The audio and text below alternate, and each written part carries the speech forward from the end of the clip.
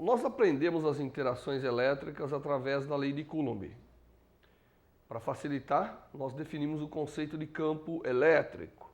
O campo elétrico é uma característica do espaço, tal que, se naquele ponto existe um campo, uma carga ali colocada vai ficar sujeita a uma força elétrica. E nós vimos então a expressão matemática da força entre as cargas, ou da força exercida sobre uma carga na presença de um campo. Há, porém, uma outra maneira de se expressar o campo elétrico, de se lidar com o campo elétrico. É através da chamada lei de Gauss. Então, a lei de Gauss é uma lei que me permite escrever o campo elétrico devido a uma distribuição de cargas de uma forma alternativa ao que a gente vinha falando.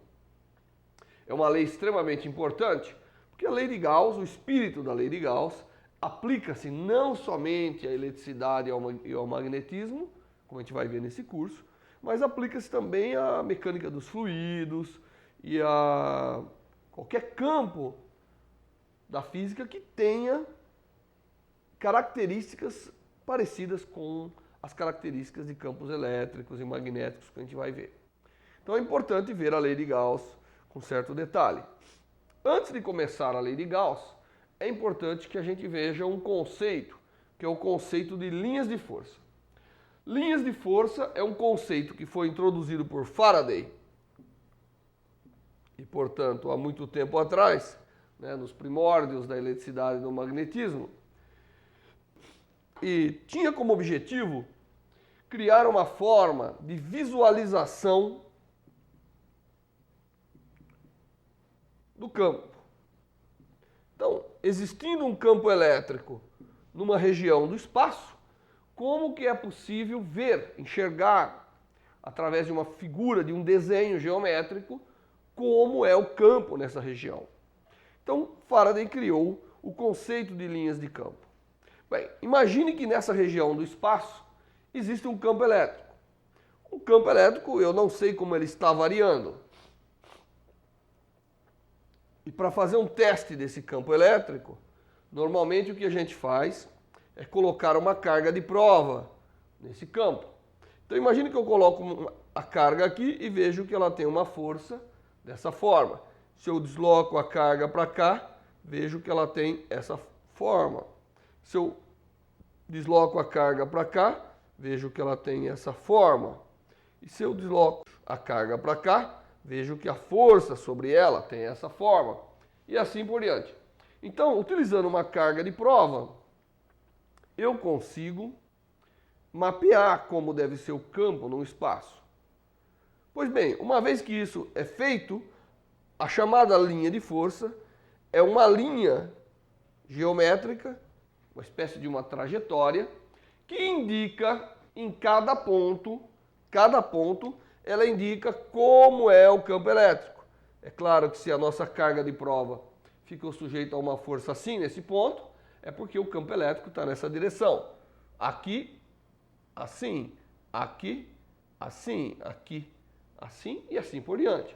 Então, linha de força, ou também chamada de linhas de campo, é um conceito que nos permite desenhar no espaço uma linha de tal forma que em cada ponto o campo elétrico é indicado naquela linha. Bom, isso aqui que eu desenhei está indicando a direção e o sentido do campo. Agora, o campo tem também intensidade. E para saber a intensidade, evidentemente eu teria que medir a intensidade de força. Pois bem, Faraday também resolveu esse problema. As regiões onde as linhas estão mais juntas, mais coesas, o campo é de amplitude maior, o campo é mais intenso. Então, se eu pegasse e mapeasse o campo elétrico numa determinada região do espaço e obtivesse que as linhas de força fazem esse desenho, por exemplo, então, a cada ponto, a tangente da linha de força me indica a direção do campo elétrico. Então aqui seria assim, aqui seria assim, aqui seria assim. Então estamos indicando a direção do campo elétrico. E aonde as linhas estão mais separadas, o campo tem uma certa amplitude. Aonde elas estão mais juntas, o campo tem uma amplitude maior. Então aqui E2 certamente seria maior que 1. Por quê? Porque nessa região as linhas de força estão mais juntas, estão mais coesas. A quantidade de linhas de força que passa por uma área imaginária aqui é maior do que aqui. Então aqui o campo é mais intenso. Então as linhas de força, elas servem, é um conceito importante, porque nos permite, olhando, visualizar como que o campo elétrico se distribui espacialmente. Me diz a direção, me diz o sentido e mais, me diz a amplitude do campo. Aonde elas estão mais coesas, o campo é mais intenso do que onde elas estão mais separadas. Bem, uma vez que a gente sabe o conceito de linhas de força, então vamos desenhar algumas linhas de força de algumas configurações de cargas. Vamos começar, evidentemente, por uma carga pontual. Imagine que eu tenho aqui uma carga pontual de valor positivo. Como que é o campo dessa carga? Bom, nós podemos desenhar o campo, primeiro sabemos que ele é radial, então se eu for andando em qualquer linha que nasce nessa carga, para qualquer lado, evidentemente, eu vejo, né, o campo como sendo radial, saindo, divergindo para fora da carga, não é isso? Então, as linhas de força de uma carga pontual são exatamente linhas retas que emergem da carga e divergem radialmente. Em cada um desses pontos, o campo tem essa característica. O campo vai rodando, evidentemente, à medida que eu vou rodando ao redor da carga, o campo roda comigo e ele é sempre radial. É claro que próximo da carga, imagine uma superfície imaginária próxima da carga, as linhas estão mais juntas do que numa outra superfície imaginária mais distante da carga. Portanto, o campo vai ficando mais e mais fraco à medida que eu me afasto radialmente da carga. Bom, se eu calculasse a uma certa distância r quantas linhas passa por unidade de área, não é? Eu teria que aqui passa mais linhas por unidade de área do que aqui. Portanto, a quantidade de linha que passa por unidade de área imaginária é proporcional à intensidade do campo. Podemos imaginar uma outra distribuição, essa seria uma carga pontual, mas nós podemos imaginar, por exemplo, um dipolo elétrico. Nós aprendemos já algumas características do dipolo elétrico, e o dipolo elétrico é uma distribuição de carga composta de uma carga negativa e uma positiva de valores iguais, separadas por uma certa distância L. E evidentemente, se eu seguir o campo, eu vou ver que o campo, nas várias regiões, nasce na carga positiva, né? Tem a direção da positiva para a negativa. Nós já calculamos o campo do dipolo, sabemos que entre as cargas ele é mais intenso e obedece exatamente na direção mediana das cargas. Ele tem essa direção e ele vai depois decrescendo com uma lei cúbica, se a gente se lembra bem, ele decresce com uma lei cúbica à medida que eu me afasto das cargas, não é? De tal maneira que se eu for muito longe das cargas, quase que eu não tenho mais linhas de campo, porque se eu olhar o dipolo a uma distância muito grande, as cargas, o efeito das cargas praticamente se cancelam e o campo é muito pequeno. Então as linhas de campo desenhadas aqui para o dipolo, não é? Isso aqui é um dipolo elétrico, então para o dipolo, as linhas de campo mostram também como que está o campo elétrico. Nesse eixo aqui, se você se lembra, o campo é sempre nessa direção e, evidentemente, decrescendo à medida que eu me afasto. Portanto, as linhas vão ficando mais espaçadas. Muito próximo da carga, o campo começa a adquirir quase a característica radial de uma carga isolada, porque quando eu estou muito próximo da carga negativa, a influência da positiva é menor e assim por diante.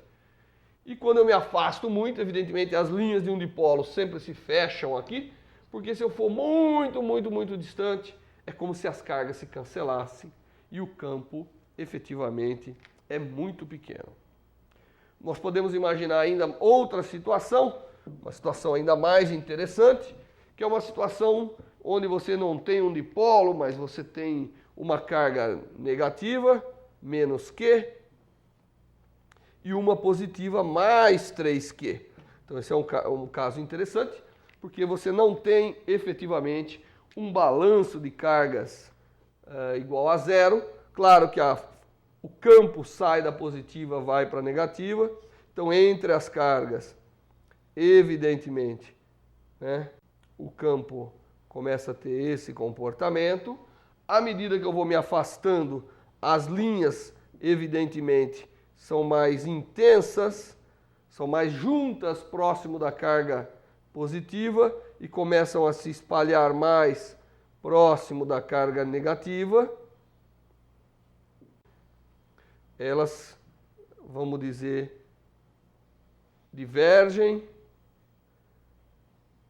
de tal maneira que essa configuração toda caracteriza mais ou menos como deve ser as linhas de campo dessa configuração. Note que muitas linhas que originam da carga mais 3Q serão deformadas pela carga menos Q, mas estarão divergindo. E a razão dessa divergência advém do fato de que, muito longe agora, se eu olhasse muito longe, esse sistema vai se parecer mais ou menos com uma carga pontual de valor mais 2Q, que é a soma delas. O conceito de linha de força é um conceito importante para visualizar, é um conceito geométrico. Mas vamos voltar aqui à nossa lei de Gauss. Então, para expressar o campo elétrico de uma outra forma, nós vamos definir uma grandeza que é o chamado fluxo de campo elétrico. O fluxo do campo elétrico, se você tem uma região do espaço que tem um campo, e esse campo, evidentemente, é visualizado através das linhas de campo, nós podemos imaginar uma superfície, já que nós vamos imaginar, é uma superfície imaginária, que cruza essas linhas de campo. Como se caracteriza uma superfície no espaço? Através do seu vetor normal. Então, quando a gente tem uma pequena superfície, nós temos um vetor normal a ela, que indica a sua orientação, o vetorzinho normal a essa superfície, dá completamente a sua orientação, e o valor da área me dá o tamanho dessa superfície. Nós definimos como fluxo de campo elétrico, a grandeza chamada φ, que é igual à integral do campo elétrico escalar o vetor normal e a amplitude de área. Isso aqui, então, é o chamado fluxo. Então, dado uma região do espaço que tenha um campo elétrico, nós imaginamos uma superfície, e se eu somar em cada ponto, aqui, evidentemente, o campo elétrico tem uma direção, E. Se eu pegar e multiplicar escalarmente E por esse vetor normal e pela amplitude, portanto, a gente caracteriza a área como sendo o vetor normal dA. Então, isso caracteriza essa superfície. O produto escalar do campo elétrico pela normal, essa superfície, integrado na superfície, me dá o chamado fluxo de campo. Bem, para que serve o fluxo de campo? O fluxo de campo, dado uma área, se eu tenho mais linhas de campo passando ali, eu tenho um fluxo maior. Então existe uma semelhança com a mecânica dos fluidos que se vê no curso de mecânica. Quanto mais fluido eu tenho passando numa determinada área, maior é o fluxo de fluido. Aqui nós podemos também importar essa noção da mecânica dos fluidos, e quanto mais campo, mais linhas de campo eu tenho passando por uma determinada área, maior é o chamado fluxo do campo elétrico. Muito bem, esse é o conceito de fluxo. Então, fluxo é o campo vezes a área, não é? Numa superfície, integrado. Imagine então que nós tenhamos uma superfície fechada ao redor de uma carga. E nós vamos imaginar uma distribuição de carga com valor Q muito pequenininha, de tal forma que ela possa ser considerada como uma carga pontual. E vamos imaginar uma superfície qualquer, né? Agora é uma superfície fechada, rodeando essa carga. Então eu tenho uma superfície qualquer rodeando essa carga. Então essa é uma superfície tridimensional, é uma superfície no espaço, né? Rodeando essa distribuição de carga. E evidentemente ela é caracterizada por uma superfície de valor S. E o que eu quero fazer agora é calcular qual é o fluxo de campo elétrico que passa por essa superfície fechada. Então, nós queremos calcular qual é o fluxo de campo. Então, nós queremos calcular a integral de E dA ao longo de toda a superfície. Cada pequena porção da superfície é caracterizado, né, se você pegar cada pequena porção da superfície, existe lá um campo elétrico e ela é caracterizada por um vetor normal. Então, cada superfície tem, eu vou dividir essa superfície em pequenas porções. Então, cada pequena porção tem o seu vetor normal, não é isso? E tem um campo elétrico ali caracterizando a superfície. Nós queremos calcular qual é a integral total nessa superfície. Como a integral é numa superfície fechada, nós em geral representamos a integral dessa maneira, para mostrar que a integral é feita sobre uma superfície fechada. Bem, eu sei que o campo dessa distribuição, como ela é quase uma distribuição pontual, o campo é radial, a normal é dada por essa forma, e portanto o produto escalar de E dA nessa superfície é exatamente o valor de E vezes o valor de dA vezes o cosseno do ângulo, que esse aqui, essas direções, define evidentemente um ângulo θ, e o produto escalar é dado pelo produto dos vetores, da amplitude dos vetores, vezes o cosseno do ângulo entre eles. Muito bem.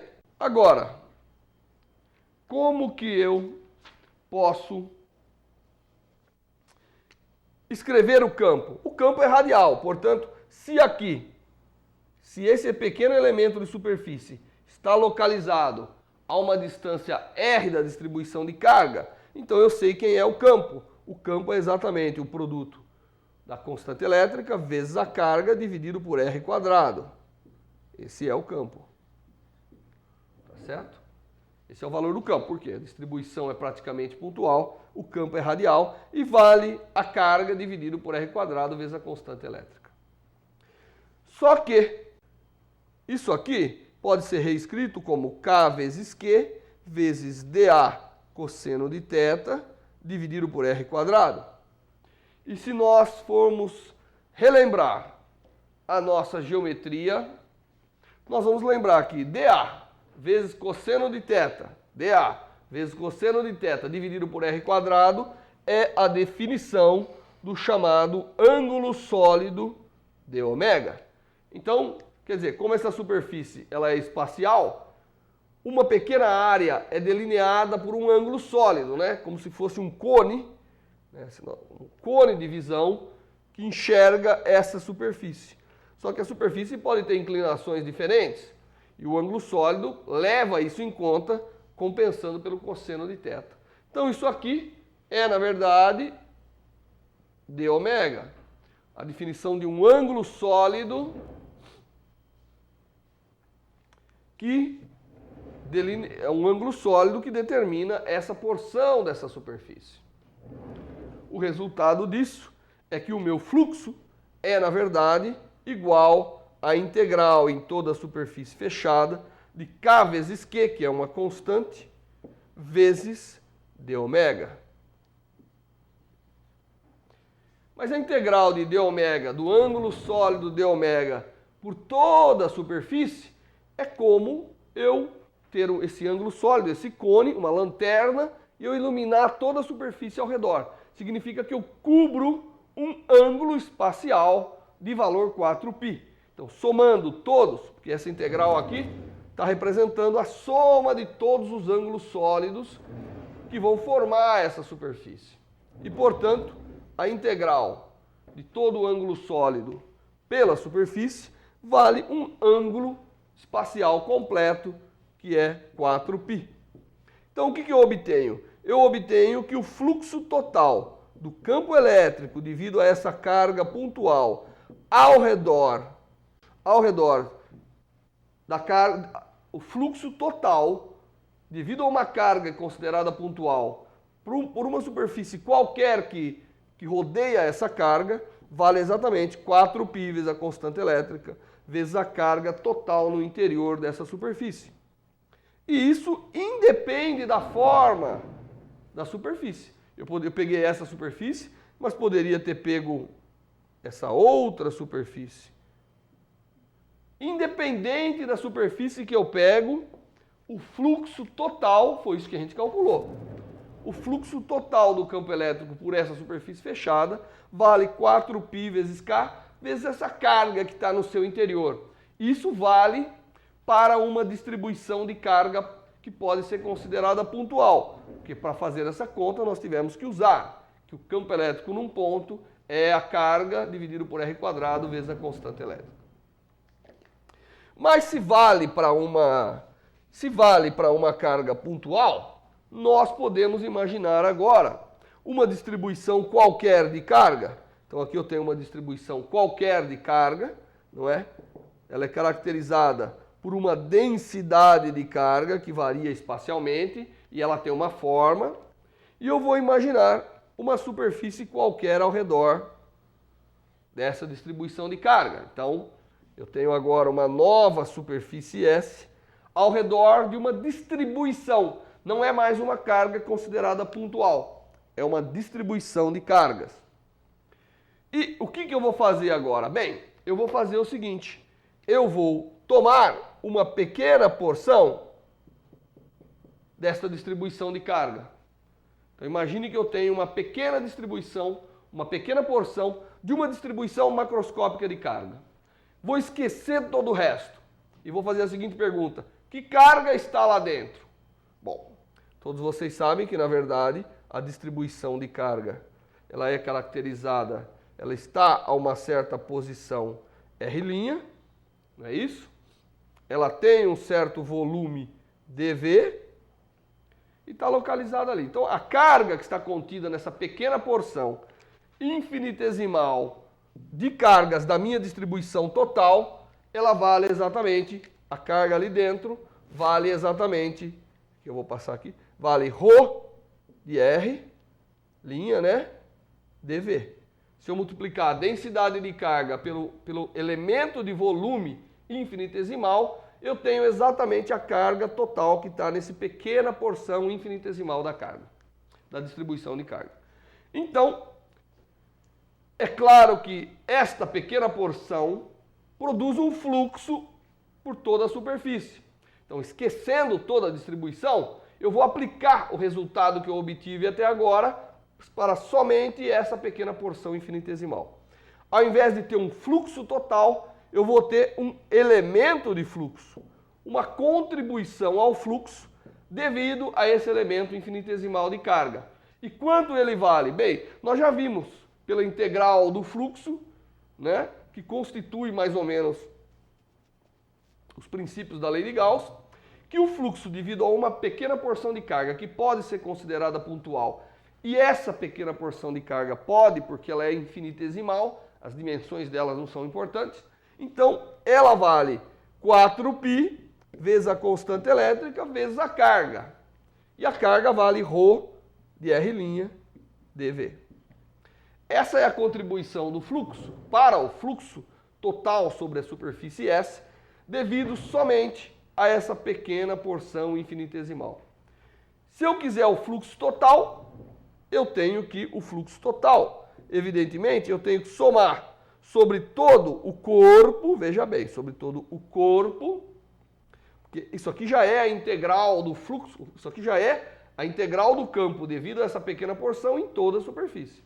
Agora eu quero a integral total da distribuição, então eu tenho que somar todos os elementos infinitesimais que fazem parte da distribuição. E isso significa integrar sobre toda a distribuição, né? Não o corpo. Então, vou integrar, somar todas as contribuições de dφ devido às várias porções infinitesimais do corpo. E isso, evidentemente, dá 4π vezes k vezes a integral de ρ de R' dV em toda a distribuição. Só que a integral de ρ de R' dV em toda a distribuição me fornece exatamente toda a carga que está na distribuição. Não me interessa como é a distribuição, só me interessa a carga total.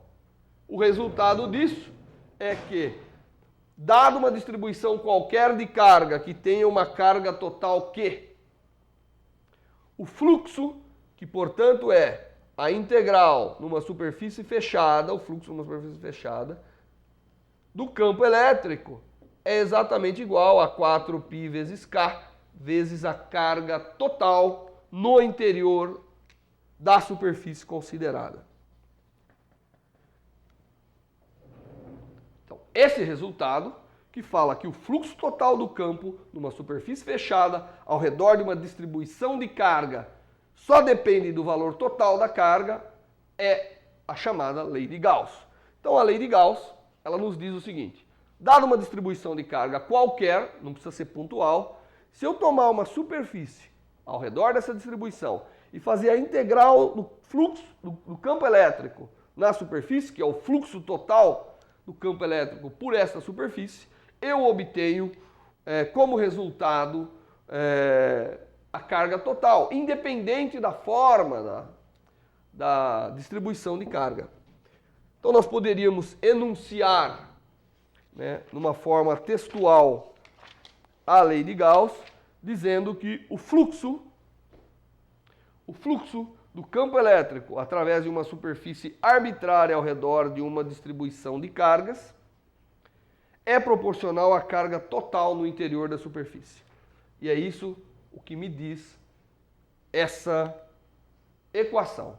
Então, esta equação é, na verdade, uma equação que me permite associar a uma carga total, uma distribuição de carga, um campo, numa forma integral. Aonde que está o conhecimento da superfície? Está na integral dos elementos de área da superfície.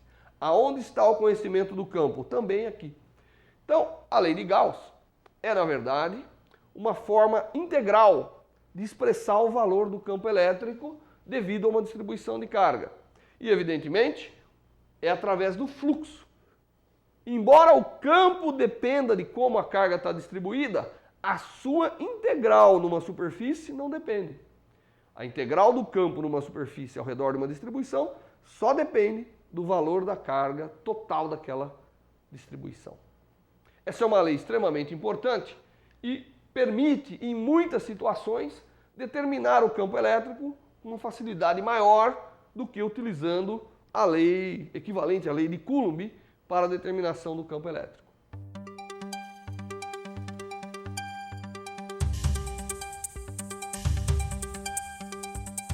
Estamos apresentando Curso Básico de Física com o professor doutor Vanderlei Salvador Banhato, um programa com a realização do Grupo de Ótica do Instituto de Física de São Carlos, USP.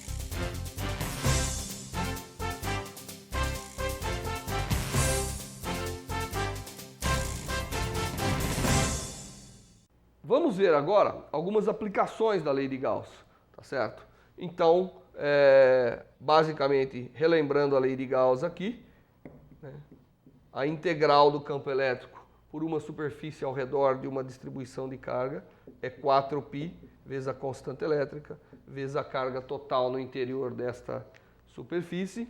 E de fato, como a constante K pode ser escrita, se vocês se lembrarem, K pode ser escrito como 1 sobre 4πε0, se você tiver no vácuo. Essa constante aqui também pode ser a carga total dividido por ε0, né? É uma outra forma de expressar essa constante de proporcionalidade entre a carga e o fluxo. Vamos ver algumas aplicações. E a primeira aplicação que eu gostaria de ver é um condutor isolado. Imagine que eu tenho aqui um condutor elétrico. Nós sabemos que um condutor elétrico é um material que permite o movimento de cargas, é por isso que ele chama condutor. Ele é capaz de conduzir carga, e as leis de condução de carga nós vamos aprender nesse curso um pouco mais adiante. Então vamos imaginar que nós temos um condutor, e esse condutor, evidentemente, pode ter aí uma carga mais que ou menos que. Então temos um condutor isolado que tem a carga. Nós podemos fazer o seguinte, vamos imaginar no interior desse condutor, evidentemente esse condutor é um bloco, né, ele é tridimensional, não estou falando de uma chapa, não, é um bloco. Eu vou imaginar lá dentro dele uma superfície qualquer. Então vou imaginar uma superfície S no interior do condutor, uma superfície fechada. E eu quero ir lá e calcular quanto vale no interior do condutor o fluxo, a integral de EdA.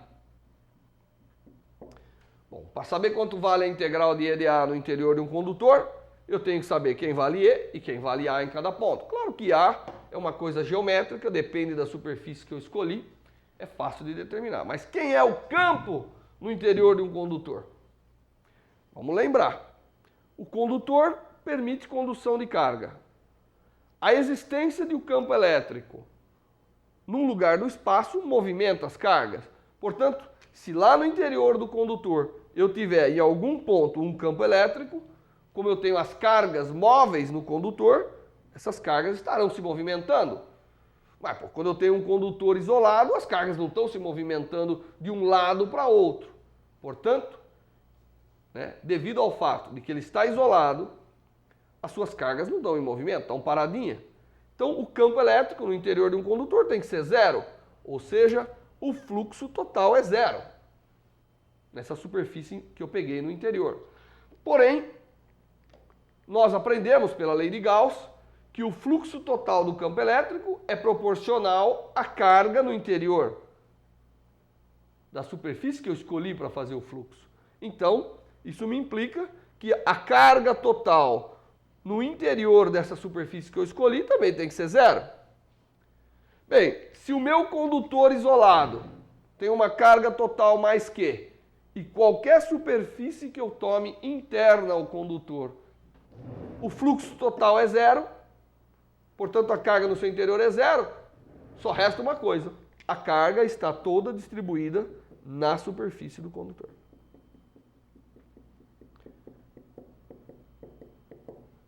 De fato, quando a gente toma um condutor isolado, claro, quando ele está conectado com outras coisas, há movimento de cargas, isso não pode ser explicado tão simplesmente.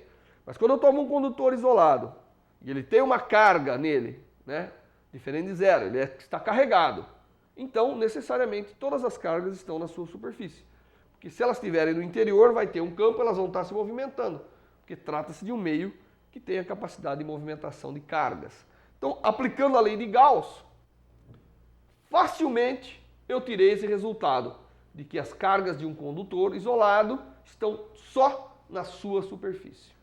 E isto é um resultado importante, porque nós vamos lidar com condutores, muitas vezes isolados, e é importante saber que as cargas de um condutor carregado, isolado, se distribuem na sua superfície.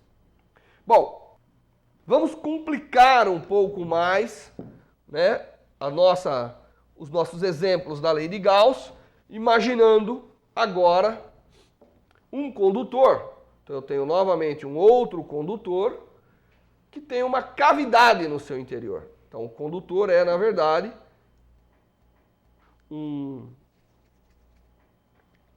condutor, ele tem um buraco no seu interior e lá dentro do buraco existe uma carga mais Q. Então, evidentemente, eu tenho um condutor com uma cavidade e no seu interior uma carga mais Q. Alguém colocou lá uma carga mais Q. Agora eu vou chegar e vou repetir de novo os cálculos.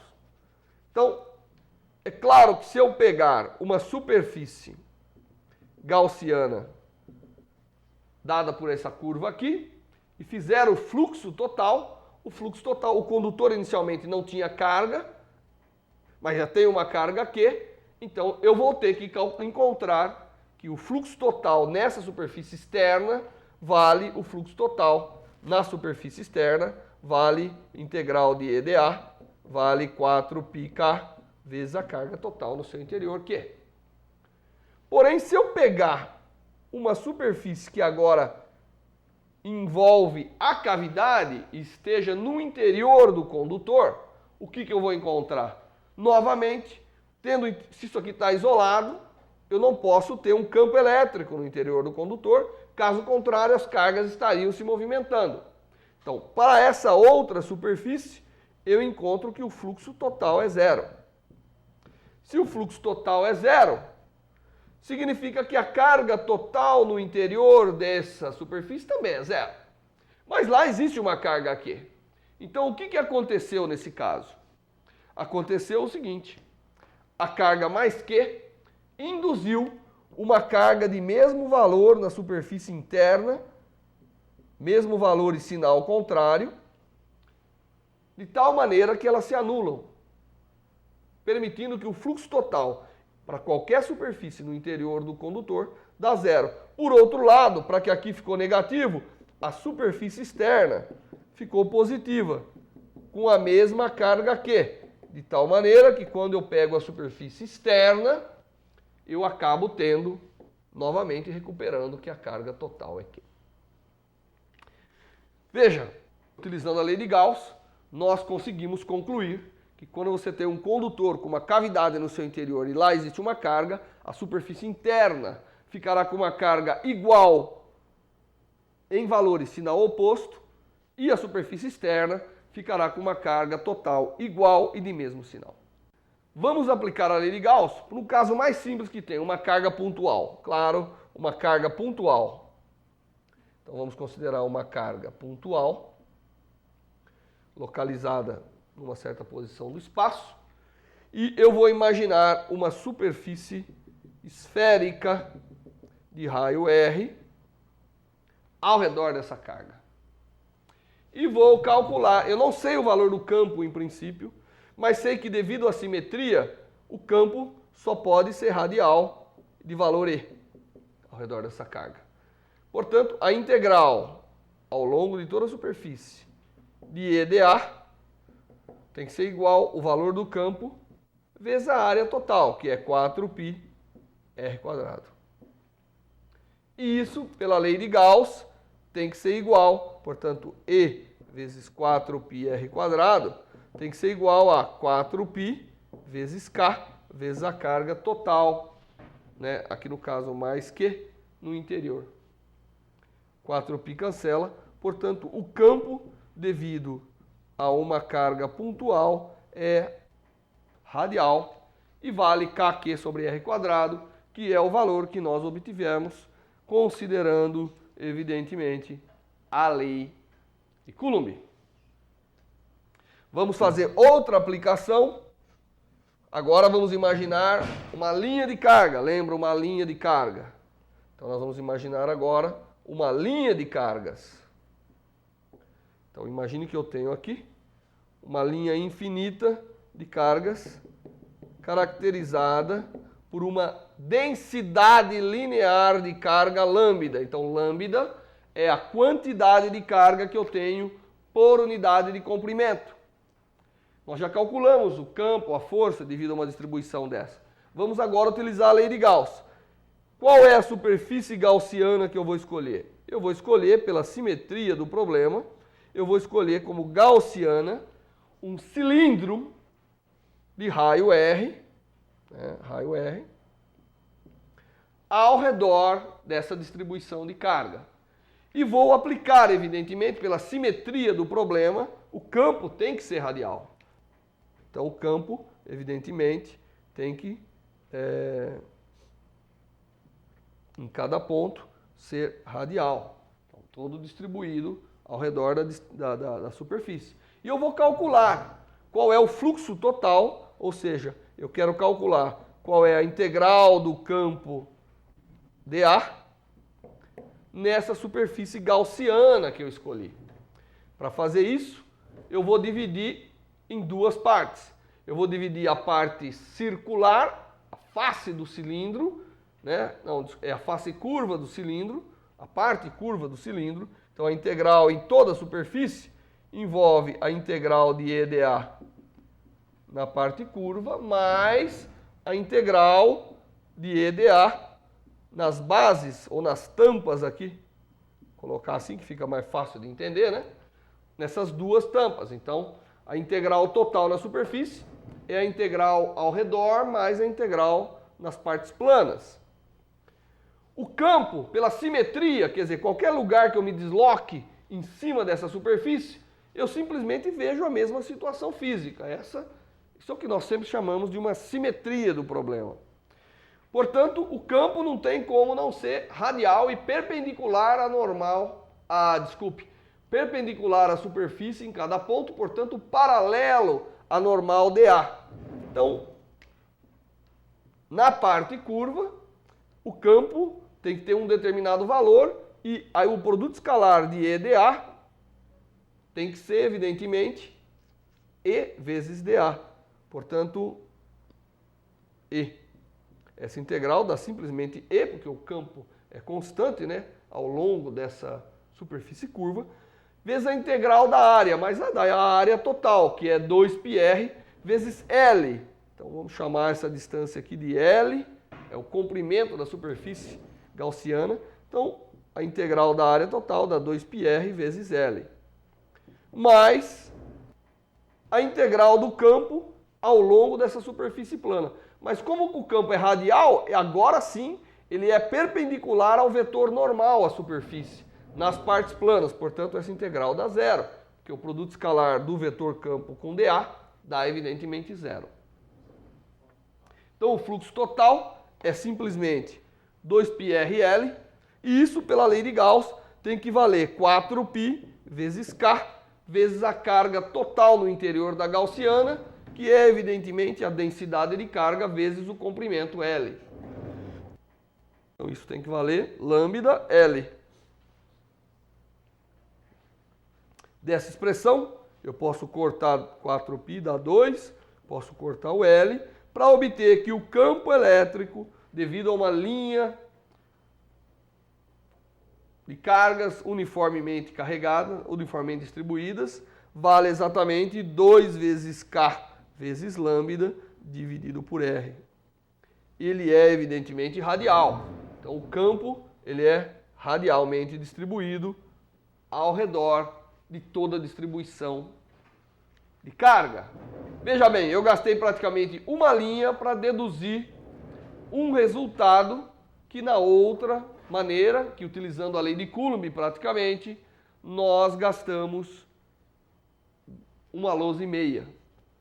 Então a lei de Gauss, que é uma forma integral de expressar o campo elétrico devido a uma distribuição, ela funciona e funciona muito bem. Vamos agora aplicar a lei de Gauss para um caso interessante.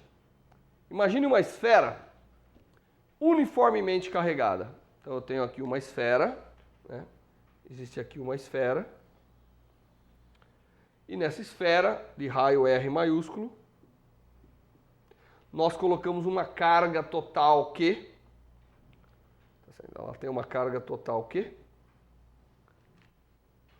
e essa carga está uniformemente distribuída e nós queremos saber o campo em todo o espaço, no interior e no exterior da esfera. Bem, a densidade de carga que resulta de colocar uma carga total Q numa esfera de raio R maiúsculo é, evidentemente, Q total dividido por 4/3 de π vezes R ao cubo, porque nada mais é do que eu pegar a carga total e dividir pelo volume total da minha distribuição. Então eu tenho uma densidade uniforme de carga na esfera. Fora, claro, eu tenho zero. Toda a carga está concentrada na esfera. Para determinar o campo dessa distribuição, eu vou utilizar a lei de Gauss. E vou utilizar a lei de Gauss criando gaussianas e integrando o campo elétrico e descobrindo qual é o seu valor. Pela distribuição esférica, evidentemente, o campo não pode estar tangente. O campo necessariamente tem que ser radial, porque, novamente, não é? Eu vou imaginar uma superfície gaussiana no interior da distribuição esférica. Então, minha primeira conta envolve R menor do que o raio da esfera. E eu imaginei uma superfície gaussiana no interior da esfera, que também é uma esfera. E, evidentemente, se eu andar em cima dessa superfície, eu vou ver a distribuição igual. Portanto, a simetria do problema é esférica. Tendo simetria esférica, o campo necessariamente tem que ser radial. E ele não pode variar desse ponto a esse, porque a situação física é invariante. Se eu saio desse ponto da superfície gaussiana e vou para esse, a situação física é igual. Eu não consigo distinguir. Era como se alguém tivesse rodado a toda a distribuição esférica de um certo ângulo. Então o campo tem que ser igual em amplitude em todos os pontos. Ou seja, qualquer ponto dessa superfície gaussiana, eu tenho que ver a mesma situação física. Para esse ponto, a integral de E de A, pela lei de Gauss, tem que ser igual a 4π vezes Q, vezes a carga total no interior da superfície. Então, em cada ponto dessa superfície gaussiana, o campo é perpendicular, é radial, né, e, portanto, é paralelo com o vetor dA, que caracteriza a superfície. Ele é perpendicular e ele tem que ter o mesmo valor, né, embora o vetor é radial, varia a direção e sentido, o valor dele é constante ao longo dessa superfície.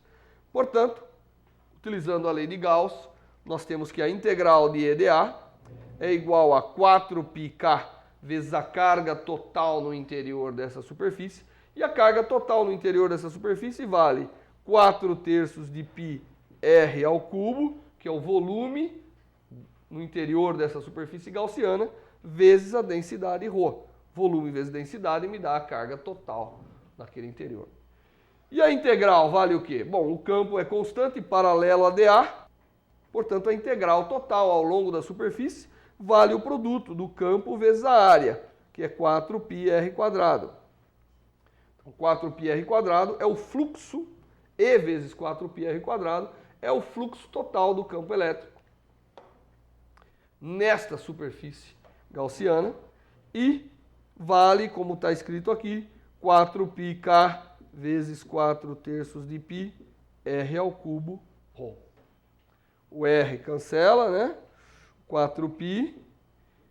Então, o campo total no interior dessa superfície vale exatamente 4/3 de π vezes a constante elétrica vezes ρ vezes R. Não, ou podemos expressar que o campo no interior, né, basta substituir ρ por esse valor, o campo no interior da distribuição esférica vale 4/3 de π K vezes Q sobre 4/3 de π R ao cubo vezes R. Então, o campo, na verdade, cresce linearmente. Esse 4/3 pode cancelar para a gente mostrar que o campo no interior é exatamente K vezes Q, R sobre R ao cubo. Esse é o campo elétrico no interior da superfície da distribuição esférica de carga. Então, se eu desenhasse aqui um sistema de eixos, que eu vou mostrar nesse sistema de eixos o valor do campo elétrico da distribuição como função do raio, para o interior, que significa raios menores do que o raio da esfera, o campo cresce linearmente. Então, o que nós obtivemos é que o campo cresce linearmente com a distância ao centro. Bom, e o que acontece agora para R maior do que R1? Bom, se R for maior do que R1, eu tenho que agora imaginar uma gaussiana externa à distribuição, e o princípio é o mesmo. O campo tem que ser radial, tem que ser paralelo a dA em cada ponto, etc, etc, de tal maneira que a integral de E dA ao longo de toda a superfície vale quanto? Tem que valer 4πk vezes a carga total no interior, que é Q. Não preciso nem fazer mais o volume vezes isso, que evidentemente ρ vezes 4/3 de πr ao cubo dá Q. E quanto vale o valor? Vale exatamente E vezes 4πr², só que R agora, evidentemente, é maior do que R'. E isso tem que ser igual a 4π Q vezes Q, K vezes Q, corta o 4π, para a gente obter que o campo fora da esfera vale exatamente o que a gente obtém pela lei de Coulomb, como era esperado para uma distribuição esférica, que cai com R². Portanto, fora da distribuição, o campo cai com R². Então, aqui ele é proporcional a R e aqui ele é proporcional a 1/R². Eu obtive todo esse resultado utilizando simplesmente o fato de que a integral do campo elétrico numa superfície fechada é 4π vezes a constante elétrica vezes a carga total no interior da distribuição, que é a lei de Gauss. E utilizei, evidentemente, a simetria, porque eu tenho ali uma equação integral. Todas as informações que eu posso utilizar me ajudam.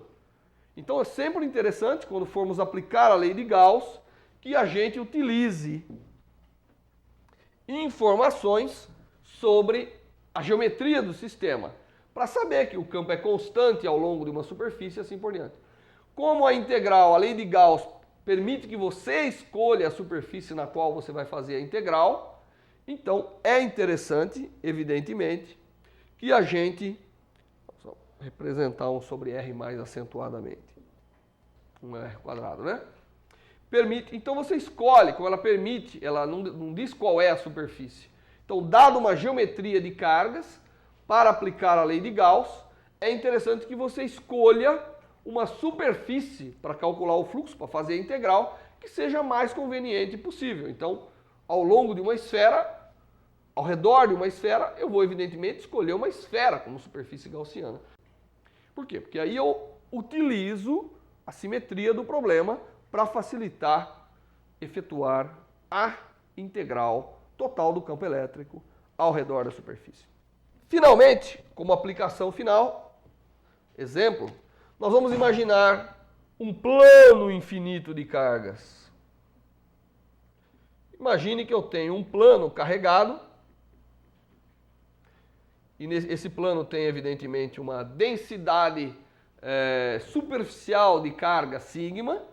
Então, sigma nada mais é do que a quantidade de carga por unidade de área, né? Então, sigma é exatamente a carga por área desse plano de cargas. E eu vou desenhar aqui, né, como se fosse um corte desse plano. Então, eu tenho todo o plano carregado. Veja, novamente, eu tenho que pegar uma superfície finita para fazer a integração. Então eu vou tomar como gaussiana, nesse caso, um cilindro. Eu vou imaginar um cilindro que passa pelo plano. Então eu quero calcular qual é a integral nessa superfície toda de EdA. Claro que pela geometria do problema, o campo tem que necessariamente estar nessa direção. E novamente, pela distribuição ser infinita, ele não pode variar de valor nessa superfície plana da minha gaussiana, porque ela está igualmente espaçada do plano, tudo direitinho. Então, o que acontece? Eu tenho, novamente, eu vou dividir essa integral como sendo a parte plana, que são as tampas dessa superfície gaussiana, né, de EDA, mais a integral na parte curva dessa superfície cilíndrica gaussiana, EDA. E agora, o que eu vou fazer?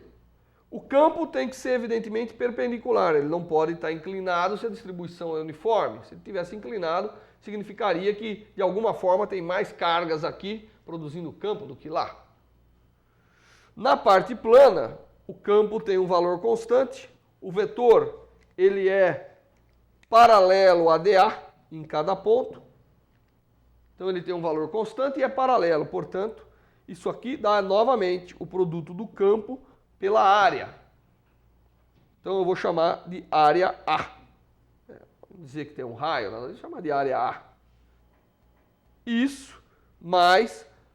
Agora, aqui também o campo é paralelo à superfície curva e, portanto, vai ser perpendicular a DA nessa região. Se o campo é perpendicular a DA nessa região, o produto escalar dá zero. Portanto, o fluxo total dá a integral na parte plana, que aqui evidentemente tem essa tampa, mas tem essa, portanto existe tudo que tem do lado de cá, tem que ter igualmente do lado de cá, pela simetria, né? Igual dos dois lados. Portanto, a integral total na parte plana dá 2EA. E isso, pela lei de Gauss, tem que ser igual a quem? Tem que ser igual a 4π vezes a constante K, vezes a carga total no interior. Mas a carga total no interior é, evidentemente, a carga contida num disco de área A que está cruzando o plano. Portanto, a carga total é A vezes sigma, que dá a carga total nesse cruzamento, que é também um disco, né? Bom, portanto, o A vai embora para eu obter que o campo, devido a um plano infinito de cargas, é exatamente, aqui eu cancelo, dá 2, né? 2π vezes K sigma, que é o resultado que nós encontramos utilizando a integração de linhas de carga, não é? Como elementos infinitesimais, num procedimento matemático relativamente mais complicado. O campo é constante, independe da sua distância, e isso eu já expliquei quando resolvemos de outra forma, quando calculamos de outra maneira o campo elétrico devido a um plano infinito de cargas. A lei de Gauss facilita muito e permite, se a gente for esperto, utilizar a geometria, a simetria, calcular o campo elétrico de uma distribuição de uma forma mais simples. E ela vai ser muito utilizada nos problemas, principalmente nos problemas eletrostáticos, que nós resolveremos a partir daqui.